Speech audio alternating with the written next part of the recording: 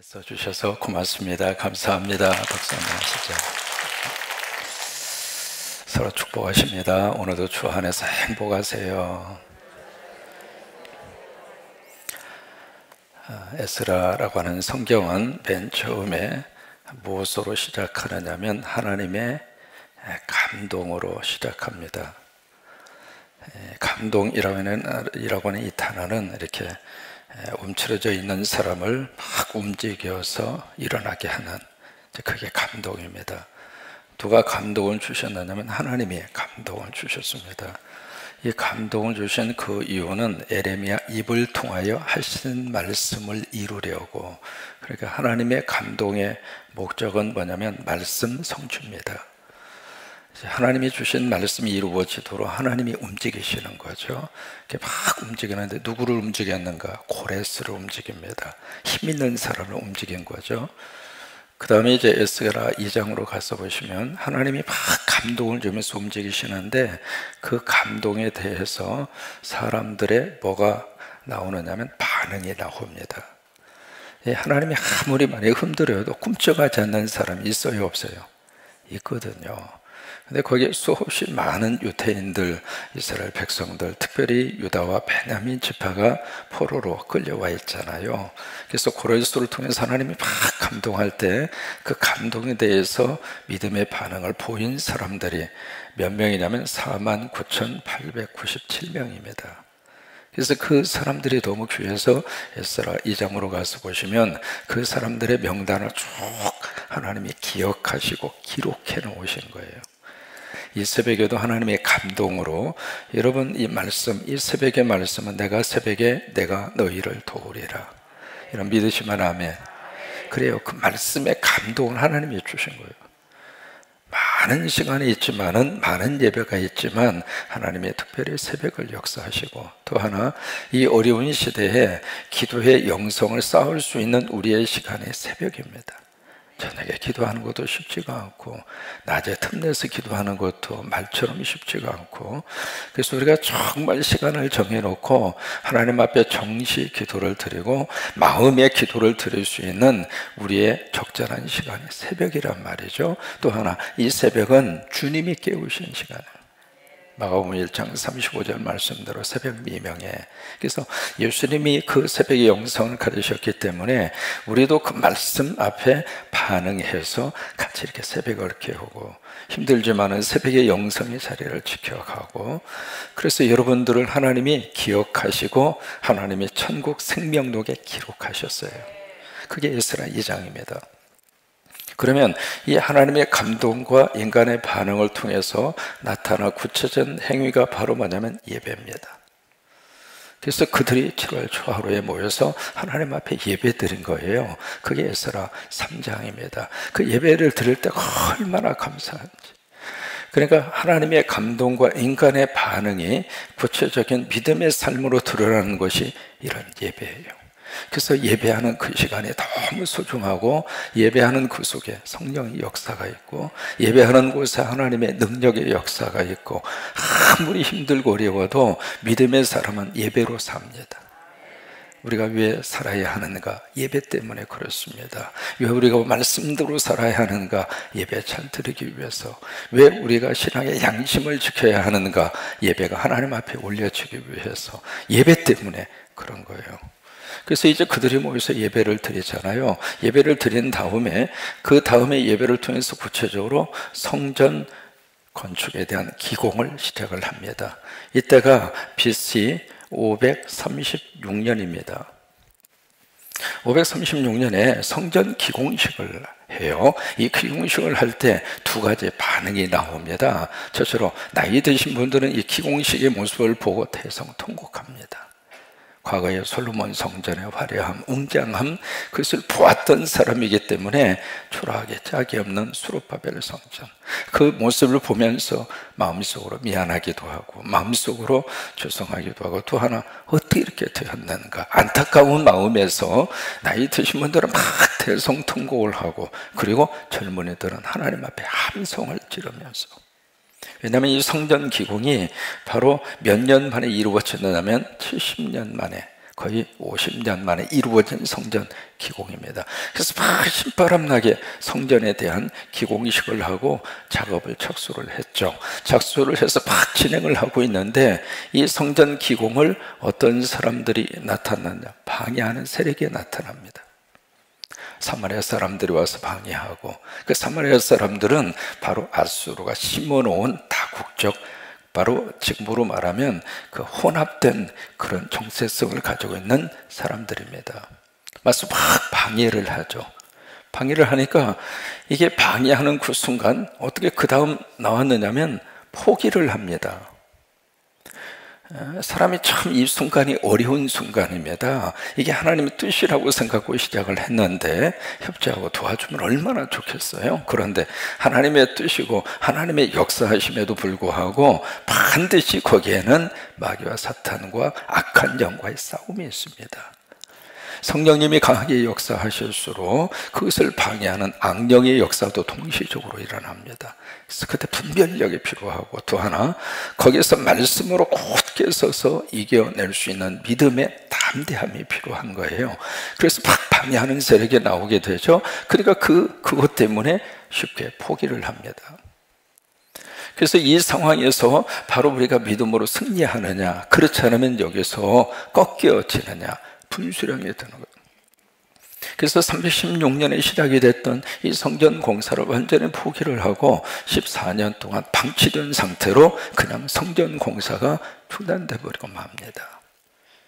그러다가 BC 526년에 26년이 아니죠. BC 520년에 누구를 보내냐면 학개와 스가랴 선지자를 하나님이 보냅니다.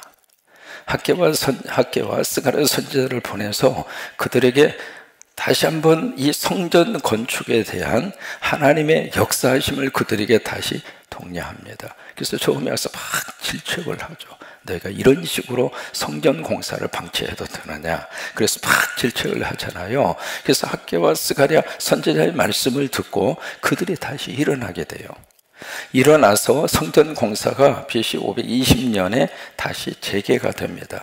그러니까 36년에 시작을 해서 20년이니까 16년 동안 성전 공사가 중단이 됐던 거예요. 그래서 20년에 다시 시작을 하는데 이번에는 그 주변에 있는 사람들이 조직적으로 일어나서 방해를 합니다. 방해를 하면서 거기에 바리오 왕 다리오라고 하는 이제 고레스에서 두 번의 정권 교체가 있었고, 그 다음이 다리오인데 이 다리오 왕에게 조서를 보내는 거예요. 투서를 하는 거죠. 도대체 이것이 고레스 왕의 명령으로 시작을 했다고 그러는데 과연 이 명령의 근거가 뭐예요?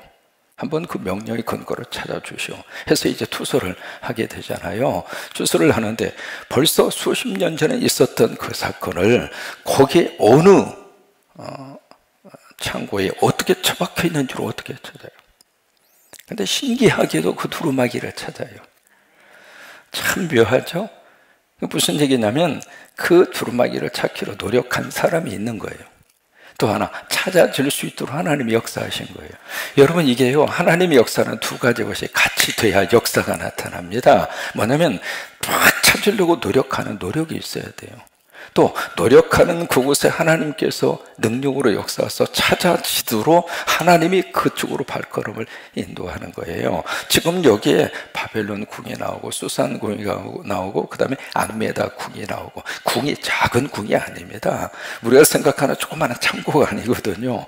그 큰 창고에서 그 옛날 고레스가 내렸던 그 두루마기의 그 명령서, 그걸 어떻게 찾아요? 근데 하나님이 찾아지도록 역사를 하셨어요. 그리고 찾으려고 부진내를 쓴 거예요. 그러면 그 옆에 누가 그렇게 역사를 했는가? 거기에 다니엘이 있었습니다. 다니엘이 있었고, 그리고 하나님의 능력의 역사가 있었고요. 여러분, 하나님 앞에 기도할 때에도 마찬가지입니다. 간절히 기도하는 여러분의 기도와 하나님의 능력의 역사가 마주칠 때 그 기도의 응답의 역사가 나타나는 거예요. 그래서 두 가지를 통해서 두루마기를 찾아가요. 찾아서 이번에는 성전 중단이 아니라 이제는 완전히 역전이 됐습니다. 뭐냐면 저들이 필요한 거 끊임없이 주어라. 내 세금을 반토막 내서라도 그들이 필요한 경비 끊임없이 주어라. 또 하나, 그들이 가서 성전 지은 다음에 제사를 드려야 되는데 제사에 필요한 모든 짐승들은 아낌없이 주어라. 거기에 끊임없이 주고 아낌없이 주고, 이게 하나님의 능력의 역사입니다. 하나님이 도와주시면 반대자들을 꺾어버리고 하나님의 능력의 역사가 일어나도록 하나님이 끊임없이 주시고 아낌없이 주시고. 그리고 나서 오늘 말씀이 바로 이어지게 되는 거예요. 13절입니다. 같이 읽습니다. 다리오 왕의 조서가 내림에, 이제 조서라고 하는 것은 왕의 명령서죠. 그래서 다리오, 그 당시에 바로 다리오라고 하는 사람이 바사, 페르시아를 통치하고 있었던 왕입니다. 그 왕이 이제 명령서를 내립니다. 그렇게 되니까 계속 있습니다. 유브라데강 건너편 총독 단느네와 스달보스네와 그들의 동관들이 신속히 준행하니라. 이제 주저할 수 없도록, 왜? 왕이 명령을 내렸으니까. 그러니까 그냥 준행하는 정도가 아니라 신속히 준행하도록, 그러니까 즉시 그 일을 실행하도록 사건 자체가 이제는 전화위복이 된 거예요. 그러자 14절입니다. 유다 사람의 장로들이 선지자 학개와 이또의 손자 스가랴의 권면을 따랐으므로, 그 권면이라고 하는 것이 바로 뭐냐면 설교입니다. 그러니까 여기에 BC 520년에 누구를 보냈는가? 학개와 스가랴를 보냈잖아요. 그래서 우리가 학개서하고 스가랴서를 보시면은 그 내용들입니다. 쭉 학개를 통해서, 스가랴를 통해서. 이미 믿음으로 시작한 너희들의 일을 약간 옆에서 방해가 있고 옆에서 좀 이렇게 흔든다고 그래서 너희가 두 손을 놓고 포기할 수 있느냐? 다시 일어서라, 다시 일어서라. 그래서 그때 그들에게 했던 말이 바로 히브리 말로 뭐냐면 쿰이에요. 쿰. 일어나라, 일어나라. 한번 해보실까요? 쿰, 쿰. 이제 손 놓고 포기하고 주저앉아서 앉아있지 말고 일어나라 그래요. 쿰하라 그 말이거든요. 그래서 메시지의 주제가 바로 이겁니다. 일어나서 성전을 건축해라. 산에 가서 나무를 해서 지금부터 시작을 해라. 그래서 막 옆에서 하나님의 말씀으로 그들에게 권면하고 그들에게 위로하고 그들에게 다시 한번 힘을 불어넣어주고, 그렇게 해서 다시 시작을 한 거예요. 그러니까 오늘 14절 말씀도 바로 그 학개와 스가랴의 권면을 따랐으므로, 그 말은 그들의 설교를 들었다 이 말이에요. 여러분, 하나님의 귀한 말씀의 설교가 여러분에게 들려질 때마다 하나님의 능력의 역사로 쿰하시기를 바랍니다. 사탄은 우리를 자꾸 누르려고 하잖아요. 이러니까 못하고 저러니까 할 수 없고, 자꾸 우리들에게 이게 참 묘해요. 할 수 있는 환경과 할 수 있는 희망을 준 것이 아니라 못하는 원인을 자꾸, 못하는 어떤 이유를 자꾸 그것만 우리가 생각하게 만들어요. 근데 하나님의 말씀이 우리 속에 임하면은 그 속에서 말씀으로 다시 내일의 희망을 찾고 다시 길을 바라보고 다시 일어서 살 수 있는 하나님의 용기를 주시고, 그래서 그것을 누가 줬는가? 설교 들으면서 그걸 하나님이 주신 거예요. 그래서 여기서 이제 공사가 시작이 되면서 이 학개와 스가랴의 설교가 계속 그들에게 증거된 거예요. 그래서 설교 듣고 또 가서 공사하고, 설교 듣고 또 가서 공사하고. 계속 봅니다. 성전 건축하는 일이 시작. 성전 건축하는 일이 형통한지라. 그러니까 설교 말씀을 듣고 가서 하니까 일이 잘 된 거예요. 여러분, 오늘 설교 말씀 들으시고 오늘도 하나님의 형통의 복 주시기를 축복합니다. 그러니까 하나님의 말씀 속에 답이 있어요. 설교 속에 하나님의 음성이 있고 그 말씀 속에 하나님의 능력이 있고, 말씀이 내 속에 들어와서 나를 위로하고 나를 다시 창조하고 나를 다시 새로운 사람으로 만들어주고, 하나님의 말씀의 능력입니다. 하나님의 말씀은 지금도 살아있고 좌우에 날선 어떤 검보다 예리하여 심령의 골수를 찔러 쪼개기까지 하시는, 그래요. 세상적인 말은 우리를 아주 복잡하게 하지만 하나님의 말씀은 내 속에 들어와서 나를 살려요. 살림의 역사가 무엇을 통해서 일어나게 되는가? 말씀이에요. 그래서 학개와 스가랴의 말씀을, 그 설교를 들으면서 한 걸음 한 걸음 나가다 보니까 어떻게 되는가? 형통한 거예요. 형통의 트레이드 마크의 인물이 누구냐면 요셉이에요. 창세기 39장에 보시면은 형통이라고 하는 단어가 3번 나옵니다. 그때 그 형통에 가장 먼저 그 단어 앞에 뭐가 있느냐면 여호와께서 요셉과 함께 하심으로 그가 범사에 형통한지라. 따라서 한번 하실까요? 하나님이 함께 하시니 요셉이 형통한지라. 그래요. 하나님이 함께 하시니까 요셉이 형통했어요. 그리고 2번에 걸친 형통이라고 하는 단어가 나오는데 보디발의 가정에 들어갔어도 요셉이 형통했어요. 그 다음에 감옥에 들어갔는데도 요셉이 형통했어요. 환경이 문제가 아니라 그 말이에요. 보디발의 가정에 들어갔을 때는 요셉은 노예입니다. 그의 신분 자체가 노예였거든요. 감옥에 들어갔을 때는 죄수예요. 그러니까 환경도 문제가 아니고 그의 신분 자체도 문제가 아니에요. 누구만 함께 하시면, 하나님만 함께 하시면. 그래서 요셉이 형통한 자가 돼서 참 묘하죠. 요셉에 들어가는 장소마다 요셉 개인뿐만이 아니라 요셉과 관계된 사람들이 다 잘 되는 거예요. 보디발의 가정이 잘 됐죠. 그 다음에 간수, 그 죄수들 가운데 한 사람이 잘 됐죠. 그러니까 그 사람이 들어가는 장소마다 그와 함께하는 그 그룹에 있는 사람들이 다 잘 되는 거예요. 여러분들이 잘 되셔서 여러분 때문에 여러분 만나는 사람들이 더 잘 되게 하세요. 그것을 가리켜서 뭐라고 이야기하냐면 복인복소라고 그래요. 복인복소라. 해보실까요? 복인복소. 그러니까 복받은 사람이 들어가면 복받은 장소가 된다 이 말이에요. 이게 요셉이 복받은 사람이 됐거든요. 누가 함께 하니까? 하나님이 함께 하니까. 그러니까 형통이라고 하는 단어의 구체적인 개념은 모든 일들이 다 잘 되는 것이 형통, 그렇게 생각하죠. 그보다도 더 깊은 의미가 있어요. 뭐냐면 하나님이 함께 하는 것이 형통이에요. 환경이 잘 풀려서 형통하고 내가 하고 싶은 일이 잘 이루어져서 형통하고 그 형통은 덤으로 따라오는 것이에요. 형통의 가장 중요한 개념은 하나님이 나와 함께하는 거예요. 그게 형통이에요. 그러니까 그 형통한 사람을 뭐라고 이야기하는가? 복인이라고 그러는 거예요.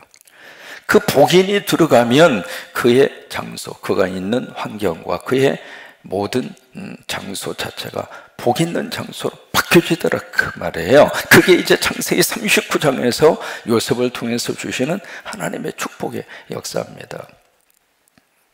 하기와 스가랴의 설교를 통해서 그들이 어떻게 됐는가? 형통한지라. 우리 성광의 모든 식구들이 유튜브로, 카카오 TV로 예배하는 여러분들에게도 하나님의 말씀을 들음으로 여러분 삶에 형통의 복이 임하기를 주의 이름으로 축원합니다. 계속했습니다. 이스라엘의 하나님, 시작. 이스라엘의 하나님의 명령과 바사왕 고레스와 다리오와 아닥삭스다의 조서를 따라 성전을 건축하며 일을 끝내되. 여러분 이렇게 쭉 읽으시다가 뭔가 이렇게 조금 역사적으로 조금만 지식 있는 사람이라면 왜 이 사람의 이름이 들어갔을까 싶은 사람이 누구냐면 아닥삭스다라고 하는 사람이에요. 여기 고레스와 다리오는 좀 이해가 되잖아요. 왜? 이 두 분은 성전 건축과 관계가 있습니다. 근데 어떻게 여기 아닥삭스다라고 하는 사람이 들어갔을까? 이 사람은 누구냐면 아하수에로라고 하는 왕의 아들입니다. 그러면 여기 이제 아하수에로라는 사람이 누구냐면 에스더의 남편이에요. 그러니까 그 사람이 어떻게 여기에 들어왔을까? 여기에 들어온 이유가 바로 뭐냐면 이 아닥삭스다라고 하는 사람이 무슨 명령을 내렸느냐면 2차 포로 귀환 허가 명령을 내립니다. 그렇게 해서 그 그룹에 들어온 사람이 누구냐면 느헤미야예요. 그래서 느헤미야가 2차 포로 귀환 명령 허가를 받고 고국에 돌아와서 그가 한 일이 성벽을 쌓는 일이에요. 그게 느헤미야서입니다. 그러니까 에스라는 이 말씀을 기록을 하면서 성전과 더불어서 이 성벽의 완성의 공사 속에 누가 있었는가? 하나님이 계셨다 이 말이에요. 그래서 오늘 이 말씀을 시작을 하면서 가장 먼저 누구의 명령이냐면 이스라엘 하나님의 명령입니다. 이게 하나님의 명령이 먼저 있었고, 그 다음에 그 명령을 받아서 명령한 사람이 누구냐면 고레스, 다리오, 아닥삭스다, 이런 사람이었다 그 말이에요. 그러니까 이 모든 성전 건축에 누가 시작을 하셨는가? 하나님이 시작하신 거예요. 우리 믿음의 삶의 시작을 누가 하셨는가? 하나님이 하셨어요. 우리 가정을 누가 시작하셨는가? 하나님이 시작하셨어요. 그래서 만나서 부부가 됐고, 그래서 우리 자녀를 하나님이 주시게 된 것이고, 이 교회를 누가 시작하셨는가? 하나님이 시작하신 것이죠. 하나님이 시작하게 하셔서 주의 종들을 보내시고 목회하게 하시고 좋은 성도들과 함께 이 지단을 꾸려가게 하시고 장로님들을 세우시고 권사님들을 세우시고, 아멘 왜 안 하셔요? 우리 함수 집사님들을 세우시고 우리 집사님들을 세우시고 주의 종들을 세우시고. 누가 세우셨어요? 크게 누가 세우셨어요? 그래요, 하나님이 시작하신 거예요. 그래서 이 성전 문제도 누구 명령이 첫째인가? 하나님의 명령입니다. 그래서 여기 에스라는 가장 먼저 이거부터 시작하는 거예요. 하나님의 감동이 있었다. 그 하나님의 감동이 이 역사를 시작하게 하셨다. 성전 완성도 마찬가지입니다. 우리는 고레스의 명령밖에는 기억을 안 하거든요. 지금도 이제 영국의 그 박물관에 가서 보자면 고레스 왕이 내린 칙령, 그것이 원통식으로 보존이 되어 있습니다. 그래서 고레스의 칙령이 역사적 사실이라고 하는 것을 고고학적으로 증명을 해냈습니다. 우리가 누르르 보기에는 고레스 칙령의 원통형에 그것만 우리가 보고 있습니다만은 믿음의 사람은 그게 아닙니다. 그 명령이 있기까지 하나님의 명령이 있었다. 여기서도 그래서 이제 에스라가 이 말씀을 분명히 14절에서 기록을 한 거예요. 이스라엘 하나님의 명령과 그 다음에 바사왕 고레스, 다리오, 아닥삭스다의 조서를 따라 성전을 건축하며 이를 어떻게 해요? 끝내야 돼. 15절 시작. 다리오 왕 제6년 아달월 3일에 성전 일을 어떻게 해요? 끝내니라. 여기 아달월이라고 하는 말이 있죠. 이게 3월달이거든요. 그러니까 지금으로 말하면 3월달이에요. 3월 3일. 몇 년이면 다리오 왕 몇 년에? 6년에. 그러니까 성전이 언제 완성이 됐는가? BC 516년에 완성이 돼요. 자, 보실까요? 536년에 시작을 했어요. 하다가 중단했어요. 다시 520년에 다시 시작을 했어요. 그리고 완성이 516년에 됐습니다. 그러면 여기서 여기까지는 몇 년 걸렸냐면 4년 걸렸어요. 그러면 4년 걸렸고 맨 처음에 시작할 때하고 완성할 때까지는 몇 년이 걸렸는가? 계산을 하면 몇 년 걸렸냐면 20년 걸렸어요. 20년. 그렇게 해서 516년에 성전이 완성이 된 거예요. 완성이 됐는데 여기서 끝내니라 라고 하는 말이 2번 나오잖아요. 끝내니라, 끝내되 끝내니라. 여러분, 우리가 믿는 하나님은 끝내주시는 하나님이세요. 참, 그래서 하나님의 역사는 마지막 결론을 누가 끝내주는가? 하나님이 끝내세요. 코로나 누가 끝내시는가? 하나님이 끝내세요. 무슨 일이든지 아무런 이유 없는 일은 이 세상에 아무것도 없어요. 다 이유가 있고요, 다 목적이 있고요, 뭔가가 주시고자 하는 하나님의 메시지가 거기에 담겨 있어요. 이 코로나 문제도 우리가 인류가 하나가 돼서 지혜롭게 이것을 잘 대처하면 앞으로 우리 후손들의 미래가 밝아져요. 지금까지 모든 역사가 그래왔습니다. 그 당시에는 슬프고, 그 당시에는 아프고, 그 당시에는 괴로웠죠. 그때 지나놓고 나니까 그 사건과 일들을 통해서 하나님이 하시고자 했던, 하나님께서 담아 놓으시는 메시지가 있어요. 만약에 이 코로나 상황이 번지지 않았더라면 지금 우리 한국 지구의 지구 환경이라든지 지금 이 기후 변화라든지 이 엄청난 자연의 생태계의 교란 문제라든지 사람들이 관심도 안 갖는 거예요. 이 모든 것을 누가 끝내주시는가? 하나님이 끝내주세요. 그래서 여기서도 이제 끝내니라 라고 하는 말씀으로 그렇게 성전 공사가 끝납니다. 그리고 16절에 보시면은 성전 봉헌을 해요. 봉헌식을 하는데 이스라엘 자손과 제사장들과 레위 사람들과 기타 사로잡혔던 자의 자손이 즐거이 하나님의 성전 뭘 해요? 봉헌식을 해요. 하나님 앞에 바치는 거죠. 그래서 17절에 보시면은 봉헌식을 할 때 숫소 100마리, 양, 순양하고 어린 양 합치면 600마리. 제사를 위해서 이렇게 바치는 거죠.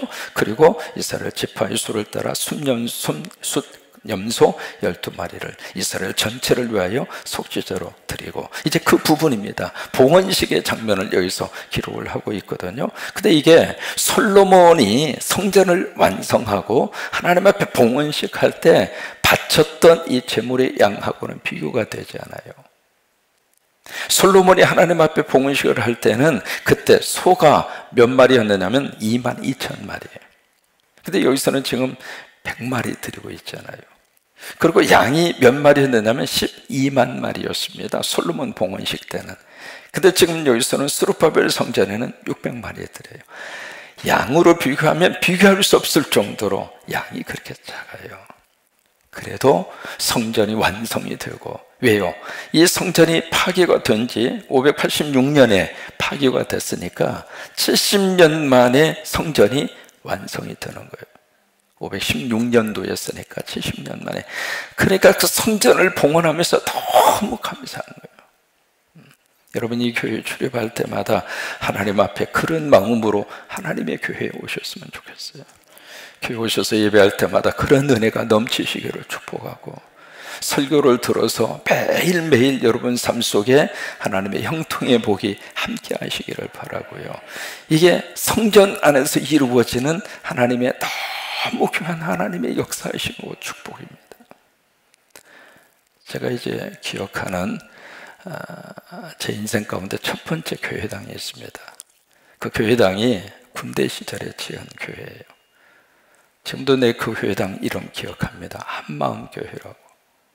저는 이제 군목으로 들어간 것이 아니라 그냥 일반 병사로 들어가서, 흔히 그런 이야기 하잖아요. 일빵빵이라고 해서 육군의 소총병으로 들어갔는데, 어쩌다 하나님께서 역사를 하셔서 그 대대에 군종병으로, 그냥 무슨 뭐가 있어서 한 것이 아니라 신학하다가 왔으니까 군종병 하라고, 그렇게 해서 이제 군종병을 하게 됐는데, 거기에 이제 장교들을 쓰던 숙소를 비옥효 숙소라고 그래요. 그 숙소가 다른 데로 지어가는 바람에 건물 하나가 남아있어요.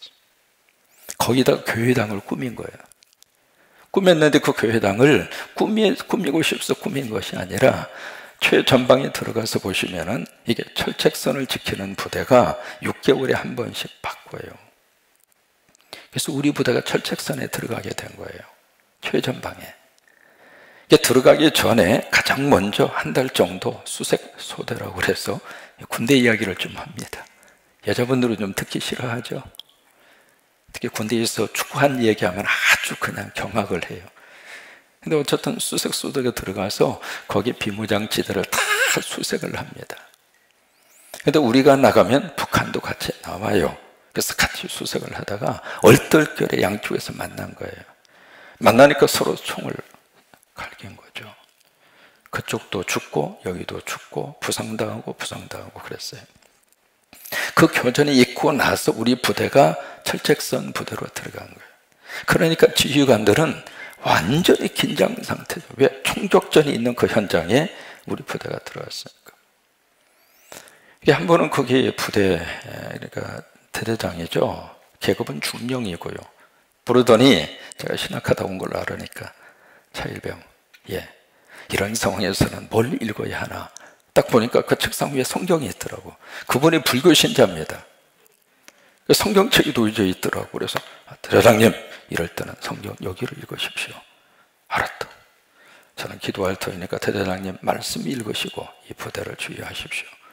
그리고 이제 나왔어요. 그러고 나서 그 다음부터 정말로 말 그대로 기도했는데, 우리가 근무하는 동안에 안전사고 한 건도 안 일어난 거예요. 그래서 이제 후방으로 다시 왔거든요. 딱 오니까 거기에 건물이 하나 있는 거예요. 있어서, 대장님, 여기에 교회 하나 세웁시다. 제가 그때 일병이었습니다. 일병, 짝대기 2개. 그냥 전도사 생활을 하다 갔으니까 거기서 목표를 한 거죠. 대장님, 여기 교회가 필요합니다. 그러니까, 그래? 왜 여기에 교회가 필요한지 써가지고 오라고. 열심히 썼죠. 왜? 부대에 교회당이 필요한가? 그래서 쭉 써서 이제 딱 가지고 가니까 당신이 자를 가지고 쭉 이렇게 줄을 치더니 순위 1번 계급, 중령, 이름, 정화헌, 이름도 내 기억합니다. 그 다음에 약정, 액수 25,000원. 그때 대대장의 월급이 20만 원이었습니다. 근데 25,000원 딱 하더니 옆에 사인을 하더라고. 그러면서 이거 들고 참모들에게 한 바퀴 돌으라고. 아니 대대장이 돈을 냈는데 안 낼 참모가 어디가 있어요? 그래도 한 바퀴 빙 돌았더니 모아진 액수가 33만 원. 지금 액수하고요 1970년대 액수하고 틀려요. 좀 놀라세요. 다시 하겠습니다. 33만 원. 그걸 가지고 와수리 그 사방거리, 내 지역 이름 지금도 기억합니다. 거기 가서 자재를 사서, 그 민간인 통제 구역이에요. 민간인들이 함부로 들어갈 수 없거든요. 그렇게 해서 와가지고 병사들 다 통원해서 그 추운 겨울에 난로불 피워놓고 다 거기서 교회당을 꾸민 거예요. 장의자식으로 쭉 해놓고 거울도 갖다 놓고, 그리고 뭐 할 수 있는 대로 다 꾸며놓고, 그리고 나서 이제 그 교회당을 하나님 앞에 봉헌하는데 거기 이제 지붕에 올라가서 십자가 세웠죠. 그 십자가를 제가 세웠어요. 그리고 교회 이름을 한마음교회라고 지었어요. 왜냐하면 그 교회당이 남한에서 철책선에서 가장 가깝습니다. 그래서 우리가 두 민족이 한 마음이 되자, 예수 안에서 한 마음이 되자, 그래서 한마음교회라고 그 교회당을 써서 거기다가 십자가 세우고, 그러나서 이제 하나님 앞에 이렇게 봉헌하는 예배를 드리는데, 와, 지금도 기억해요. 사단에서 거기에 군종감이 오셨고, 그 다음에 그 당시에 지휘관이 바뀌어서 연대장님이 아주 신실한 집사님이셨어요. 연대장님이 오시고, 그래서 거기서 이제 예배를 드리는데 너무 감격스럽고요, 너무 행복하고 너무 좋았어요.